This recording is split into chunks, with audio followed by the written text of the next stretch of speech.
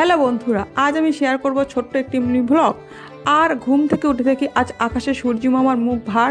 একদম উঠবো কি উঠবো না এটাই ভাবতে ভাবতে হঠাৎ করে ছোট্ট একটু সূর্য মামার দেখা মিলল, তাও একটুখানি, খুব বেশি রোদ্দুর দেয়নি। আর এটা ভাবতে ভাবতে নিচে এলাম, নিচে এসে দেখি মা বসিয়ে দিয়েছি ধান সিদ্ধ করতে। সকাল সকাল বসে পড়েছে ধান সিদ্ধ করতে, লেগে পড়েছে। আর এদিকে আমিও শুরু করলাম আমার কাজ, ঝাড়ু নিয়ে লেগে পড়লাম উঠোন ঝাড়ু দিতে। আর উঠোন ঝাড়ু দিতে দিতে একটাই কথা ভাবছি, আমরা কি বছরের শেষগুলোতে সূর্য মামার দেখা পাবো না? আমরা কি রোদ্দুরের মুখ দেখতে পাবো না? এই ভাবতে ভাবতে আবারও আমি চলে গেলাম রান্নাঘরে, মাকে উঠিয়ে দিলাম, উঠিয়ে দিয়ে আমিও শুরু করলাম উনুন জাল দিতে। পাকা মেরে আমিও শুরু করলাম ধান সিদ্ধ করতে। তো আমার খুব মজাই লাগছিল, ভালো লাগছিল। তারপর খিদে পেয়ে গেল, বসিয়ে দিলাম চা। চা ফুটতে শুরু করেছে, লাল লাল গরম গরম চা। এই চা এবার সবাইকে পরিবেশন করতে হবে, তাই কাপে ঢালতেও শুরু করলাম। ঢালতে ঢালতে হঠাৎ দেখে বাড়িতে নতুন একটা অতিথির আগমন। তোমরা কমেন্টে জানিও এটাকে কী